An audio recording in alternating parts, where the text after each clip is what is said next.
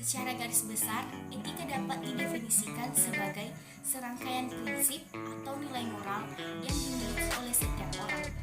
Dalam hal ini, kebutuhan etika dalam masyarakat sangat mendesak sehingga sangatlah lazim untuk memasukkan nilai-nilai etika ke dalam undang-undang atau peraturan yang berlaku di negara kita. Banyaknya nilai etika yang ada tidak dapat dijadikan undang-undang atau peraturan karena sifat nilai-nilai etika sangat tergantung pada pertimbangan seseorang. Sedangkan definisi dari auditing adalah proses pengumpulan dan pengevaluasian barang bukti tentang informasi yang dapat diukur oleh suatu entitas ekonomi untuk menentukan dan mendapatkan kesesuaian informasi.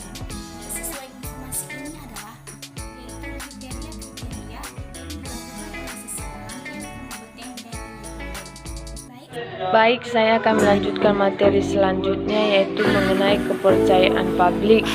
Profesi akuntan memegang peranan yang penting di masyarakat sehingga menimbulkan ketergantungan dalam hal tanggung jawab akuntan terhadap kepentingan publik. Kepentingan publik merupakan kepentingan masyarakat dan institusi yang dilayani anggota secara keseluruhan. Ketergantungan ini menyebabkan sikap dan tingkah laku akuntan dalam menyediakan jasanya mempengaruhi kesejahteraan ekonomi masyarakat dan negara. Prinsip-prinsip aturan perilaku profesional mengandung 7 cakupan umum, yaitu 1. Suatu pernyataan dari maksud prinsip-prinsip tersebut. Banyak dari kode etik ESPA yang dapat dilanggar tanpa harus melanggar hukum atau peraturan. Alasan utama dari kode etik ini adalah menyemangati anggotanya untuk melatih disiplin diri di dalam atau di luar hukum atau peraturan. Yang kedua, tanggung jawab. Dalam melaksanakan tanggung jawabnya sebagai profesional, CPA harus menggunakan pertimbangan profesional dan moral yang sensitif dalam semua aktivitasnya. Sebagaimana disebutkan dalam bab 1, CPA atau akuntan publik melaksanakan suatu peran penting di masyarakat. Mereka bertanggung jawab bekerjasama satu sama lain untuk mengembangkan metode akuntansi dan pelapor, memelihara kepercayaan publik, dan melaksanakan tanggung jawab profesi bagi sendiri. Ketiga, kepentingan publik. CPA wajib memberikan pelayanan bagi kepentingan publik, menghormati kepercayaan publik, dan menunjukkan komitmen secara profesionalisme. Salah satu tanda yang membedakan profesi adalah penerima tanggung jawabnya kepada publik. CPA diandalkan oleh banyak unsur masyarakat, termasuk klien, kreditor, pemerintah, pegawai, investor, dan komunitas bisnis serta keuangan. Kelompok ini mengandalkan objektivitas dan integritas CPA untuk memelihara fungsi perdagangan yang tertib. 4. Integritas. Untuk memelihara dan meningkatkan kepercayaan publik, CPA harus melaksanakan semua tanggung jawab profesionalnya dengan integritas tertinggi. Perbedaan karakteristik lainnya dari suatu profesi adalah pengakuan anggotanya akan kebutuhan memiliki integritas. Integritas menurut CPA bertindak jujur dan terus terang meskipun pengakuan anggotanya akan kebutuhan memiliki integritas. Integritas menurut CPA bertindak jujur dan terus terang meskipun dihambat kerahasiaan klien. Pelayanan kepercayaan publik tidak boleh dimanfaatkan untuk keuntungan pribadi. Integritas dapat mengakomodasi kesalahan akibat kurang berhati-hati dan perbedaan pendapat yang jujur. Akan tetapi integritas tidak dapat mengakomodasi kecurangan prinsip. Yang kelima, objektivitas dan independensi. Seorang CPA harus mempertahankan objektivitas dan bebas dari konflik kepentingan dan melaksanakan tanggung jawab profesional. Seorang CPA dalam praktek publik harus independen dalam kenyataan dan dalam penampilan ketika memberikan jasa auditing dan jasa atestasi lainnya. Prinsip objektivitas menuntut seorang CPA untuk tidak memihak, jujur secara intelektual dan bebas dari konflik kepentingan. Independensi menghindarkan diri dari hubungan yang bisa merusak objektivitas seorang CPA dalam melakukan jasa atestasi. Yang keenam, kemahiran. Seorang CPA harus melakukan standar teknis dan etis profesi, terus berjuang meningkatkan kompetensi mutu pelayanan, serta melaksanakan tanggung jawab profesional dengan sebaik-baiknya. Prinsip kemahiran atau broker menuntut CPA untuk melaksanakan jasa profesional dengan sebaik-baiknya. CPA akan memperoleh potensi melalui pendidikan dan pengalaman dimulai dengan menguasai ilmu yang disyaratkan bagi seorang CPA. Kompetensi juga menuntut CPA untuk terus belajar di sepanjang karirnya. Yang terakhir yaitu lingkup dan sifat jasa.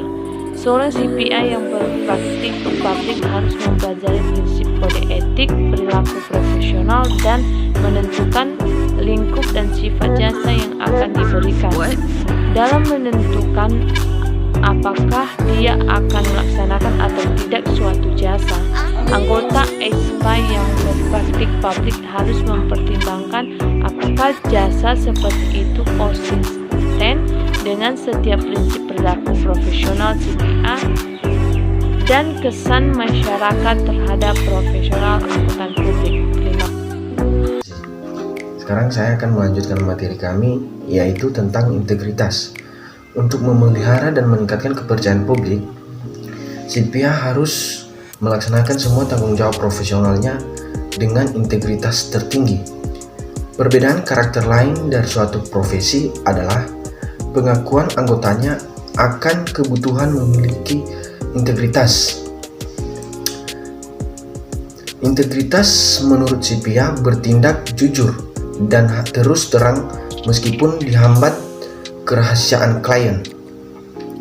Berikutnya yaitu objektivitas dan independensi. Seorang CPA harus mempertahankan objektivitas dan bebas dari konflik kepentingan dalam melaksanakan tanggung jawab profesional. Seorang CPA dalam praktek publik harus independen dalam melaksanakan. Berikutnya yaitu objektivitas dan independensi. Seorang CPA harus mempertahankan objektivitas dan bebas dari konflik kepentingan dalam melaksanakan tanggung jawab profesional. Seorang CPA dalam praktek publik harus independen dalam kenyataan dan dalam penampilan ketika memberikan jasa auditing dan jasa atestasi lainnya. Dari berikutnya yaitu kemahiran. Seorang CPA harus melakukan standar teknis dan etis profesi, terus berjuang meningkatkan kompetensi mutu pelayanan, serta melaksanakan tanggung jawab profesional dengan sebaik-baiknya. Prinsip kemahiran menurut CPA untuk melaksanakan jasa profesi dengan sebaik-baiknya, CPA akan memperoleh kompetensi melalui pendidikan dan pengalaman dimulai dengan menguasai ilmu yang disyaratkan bagi seorang CPA. Kompetensi juga menuntut CPA untuk terus belajar di sepanjang karirnya. Yaitu tentang lingkungan dan sifat jasa. Seorang CPA yang berpraktik publik harus mempelajari prinsip kode etik, perilaku profesional dalam menentukan lingkungan dan sifat jasa yang akan diberikan. Baik, materi berikutnya dilanjutkan. 2.5 Tanggung jawab auditor kepada publik. Profesi akuntan memegang peranan yang penting di masyarakat sehingga menimbulkan ketergantungan dalam hal tanggung jawab akuntan terhadap kepentingan publik. Akan tetapi, memiliki tanggung jawab juga terhadap publik. Kepentingan publik adalah kepentingan masyarakat dan institusi yang dilayani secara keseluruhan. Publik akan mengharapkan akuntan untuk memenuhi tanggung jawabnya dengan sebaik-baiknya serta sesuai dengan kode etik profesional AKDA. Ada 3 karakter dan hal-hal yang ditekankan untuk dipertanggungjawabkan oleh auditor kepada publik, antara lain: 1. Auditor harus memposisikan diri untuk independen, berintegritas, dan objektif. 2. Auditor harus memiliki keahlian teknik dalam profesinya. 3. Auditor harus melayani klien dengan profesional dan konsisten dengan tanggung jawab mereka kepada publik. menjelaskan tanggung jawab dasar auditing. Berikut ini penjelasannya. The Auditing Practice Committee merupakan cikal bakal dari Auditing Practice Board di tahun 1980, memberikan ringkasan atau summary tanggung jawab auditor, yaitu 1. Perencanaan, pengendalian, dan pencatatan, di mana auditor perlu merencanakan, mengendalikan, dan mencatat pekerjaannya. 2. Sistem akuntansi, di mana auditor harus mengetahui dengan pasti sistem pencatatan dan pemrosesan transaksi dan menilai kecukupannya sebagai dasar penyusunan laporan keuangan. 3. Bukti audit, di mana audit akan memperoleh bukti audit yang relevan dan reliable untuk memberikan kesimpulan yang rasional. 4. Pengendalian intern, bila auditor berharap menempatkan pengendalian internal, hendaknya memastikan dan mengevaluasi pengendalian itu dan melakukan compliance test. 5. Meninjau ulang laporan keuangan yang relevan. Auditor melaksanakan tinjau ulang laporan keuangan yang relevan seperlunya dalam hubungannya dengan kesimpulan yang diambil berdasarkan auditor lain yang didapat dan untuk memberi dasar rasional atas pendapat mengenai laporan keuangan. Independensi. Independensi adalah keadaan bebas dari pengaruh, tidak dikendalikan oleh pihak lain, tidak tergantung pada orang lain. Independensi juga berarti adanya kejujuran dalam diri dalam pertimbangkan fakta dan adanya pertimbangan yang objektif, tidak memihak dalam diri auditor dalam menyatakan hasil pendapatnya.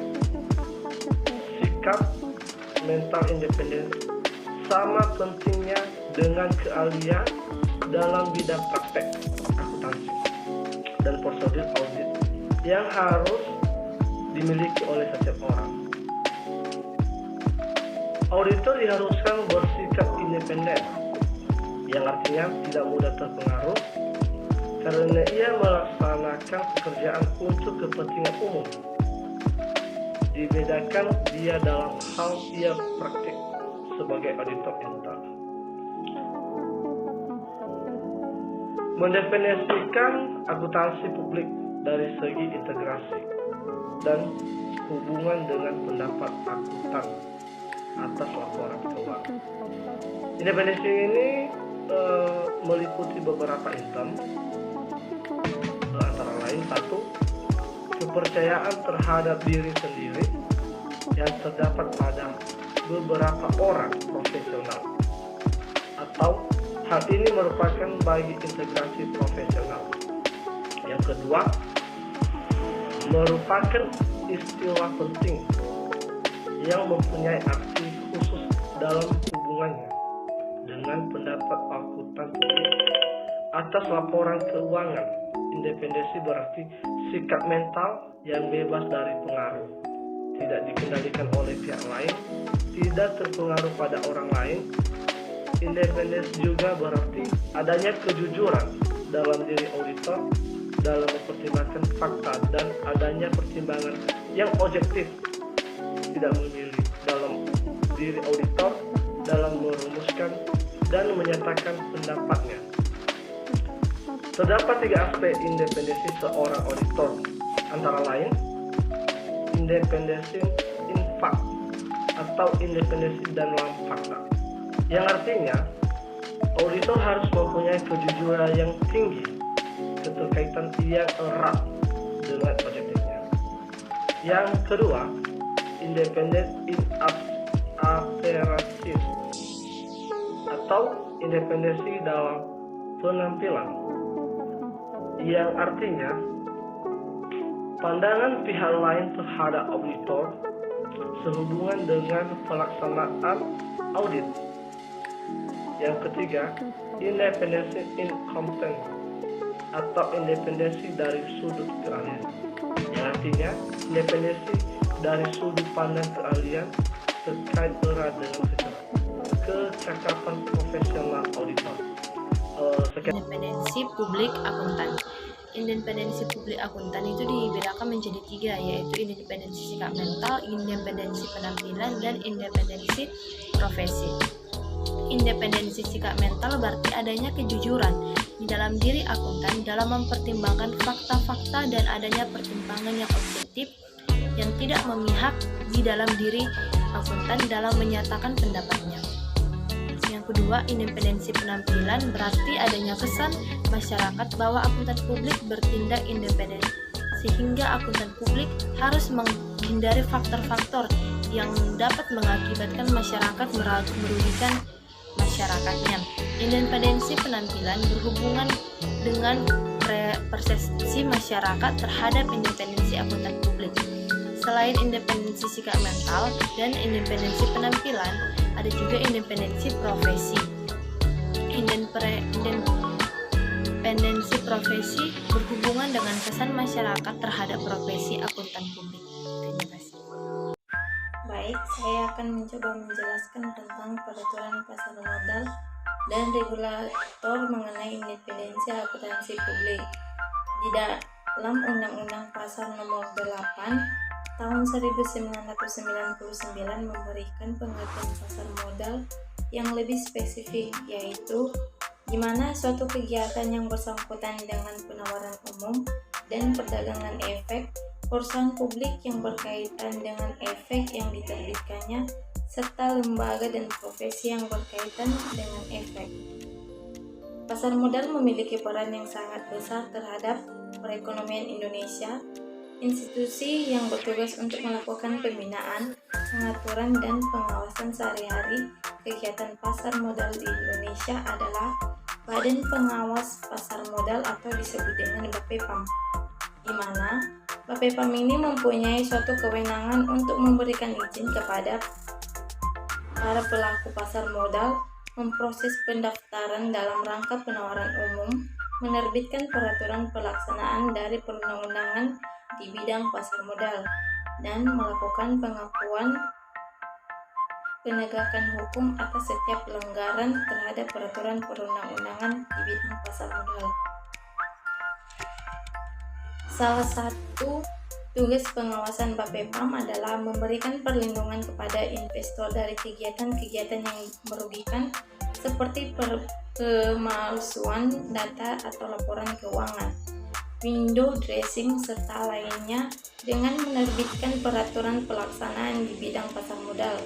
Dalam melindungi investor dari ketidakakuratan data atau informasi, BAPEPAM sebagai regulator dengan mengeluarkan beberapa peraturan yang berhubungan dengan reliability data yang disajikan emiten baik dalam laporan tahunan maupun laporan keuangan emiten.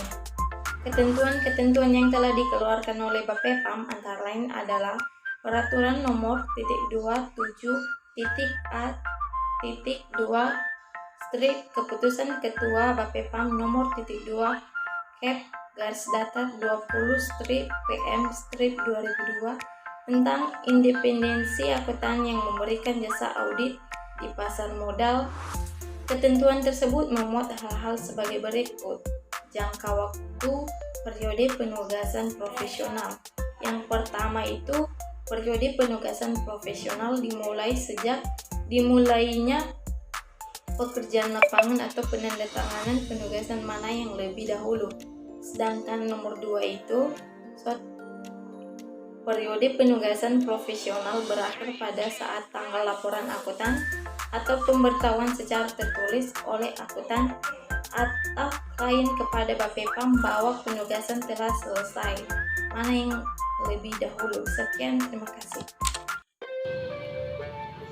Baik, terima kasih.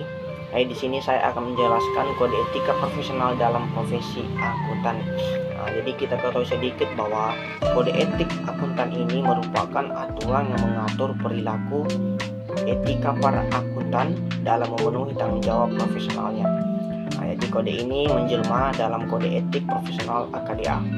Jadi ada 3 karakteristik dan hal-hal yang ditekankan untuk dipertanggungjawabkan oleh akuntan publik. Jadi yang pertama, akuntan publik ini harus memposisikan diri untuk independen, berintegritas, dan objektif. Yang kedua, akuntan publik harus memiliki keahlian teknik dalam profesinya. Yang ketiga, akuntan publik harus melayani klien dengan profesional dan konsisten dengan tanggung jawab mereka kepada publik. Jadi seterusnya, hubungan manajerial untuk atau karyawan jasa akuntansi untuk audit kalian. Jadi di bawah kondisi tertentu, auditor dapat memberikan jasa auditing dan pembukuan untuk klien yang sama.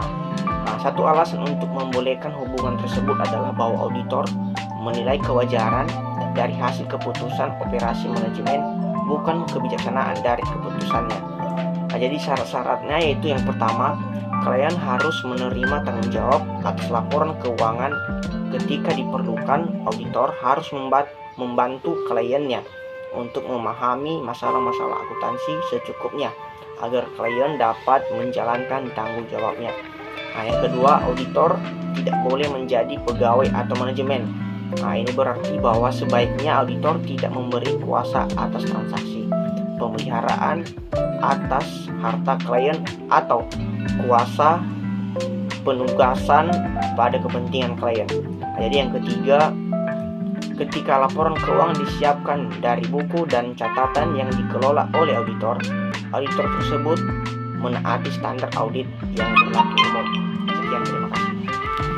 Menjelaskan materi pembahasan kelompok kami, yaitu akuntan publik dan auditor independen. Kantor akuntan publik merupakan tempat penyediaan jasa oleh profesi akuntan publik bagi masyarakat berdasarkan SPAP.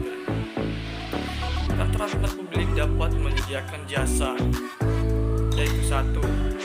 Audit atas laporan historis, 2.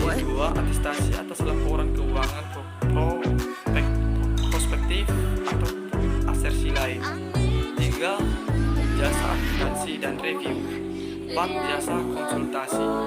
Perlu juga dibedakan istilah akuntan publik dan auditor independen. Akuntan publik menyediakan berbagai jasa yang diatur SPAP atau auditing, atestasi, akuntansi dan review, dan jasa akuntansi.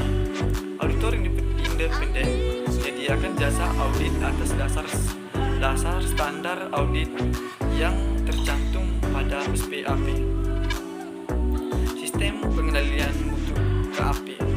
Sistem pengendalian mutu suatu KAP menetapkan 9 unsur kendali mutu yang harus dipenuhi oleh kantor akuntan dalam melakukan profesinya, yaitu 1. Independensi, 2. Penugasan auditor, 3. Konsultasi, 4. Supervisi, 5. Pengangkatan auditor, 6. Pengembangan profesional,